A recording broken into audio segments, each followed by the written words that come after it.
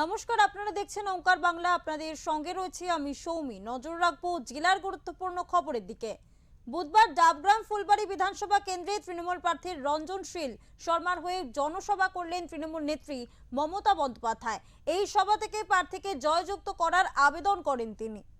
3 দিনের উত্তরবঙ্গ সফরের দ্বিতীয় দিন বুধবার ডাবগ্রাম ফুলবাড়ি কেন্দ্রের অন্তর্গত জবরা ভিটা স্কুল মাঠে ডাবগ্রাম ফুলবাড়ি কেন্দ্রের তৃণমূল কংগ্রেসের প্রার্থী রঞ্জন শীল শর্মার হয়ে জনসভায় বক্তব্য রাখেন তৃণমূল নেত্রী মমতা বন্দ্যোপাধ্যায়। বুধবার দুপুর নাগাদ ময়নাগুড়ি থেকে হেলিকপ্টার করে জবরা ভিটা এলাকায় পৌঁছন মুখ্যমন্ত্রী মমতা বন্দ্যোপাধ্যায়। সেখান থেকে পায়ে হেঁটে সভায় এসে পৌঁছন তিনি। সভায় বক্তৃতা রাখতে গিয়ে মমতা বন্দ্যোপাধ্যায় বলেন, ডাবগ্রাম ফুলবাড়ি বিধানসভা কেন্দ্রের এই এলাকাকে দীর্ঘদিন থেকে মিউনিসিপ্যালিটি করার দাবি রয়েছে।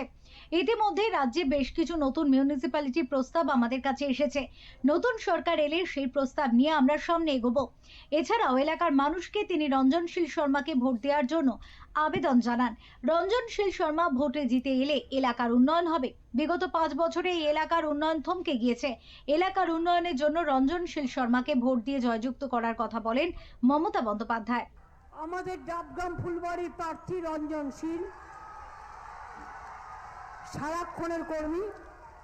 আপনারা দিনে রাতে সবসময় তাকে পাবেন।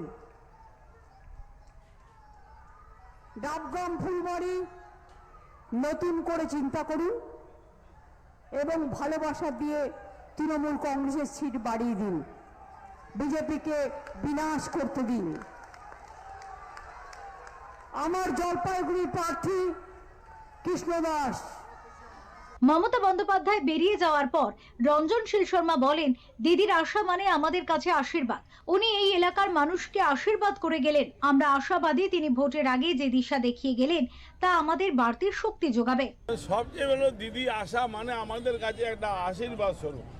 উনি ডাবগ্রাম ফুলবাড়িতে এসেছেন, আমাদের এই অঞ্চলে সমস্ত মানুষকে আশীর্বাদ করে গেলেন।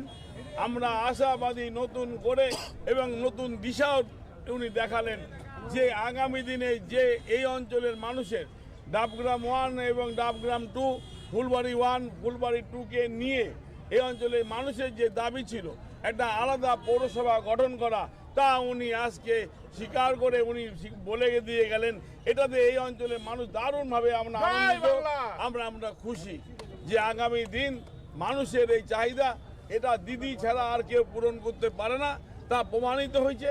আজকে আবার তিনি নিজেই বলে গেলেন, আমরা খুব আনন্দিত। এই গ্রামীণ এলাকা নিয়েই পুরসভা হবে নাকি সংযোজিত এলাকাটাও? ডাবগ্রাম 1, ডাবগ্রাম 2, ফুলবাড়ি 1, ফুলবাড়ি 2 4টা জিপিকে নিয়ে। এমনিতে উত্তরবঙ্গকে বিজেপির শক্ত গড় মনে করা হলেও মুখ্যমন্ত্রীর সভায় জনজোয়ার দেখেই আসন থেকে জেতার আশা করছেন তৃণমূল প্রার্থী। শিলিগুড়ি থেকে অরূপ পোদ্দারের রিপোর্ট, ওঙ্কার বাংলা।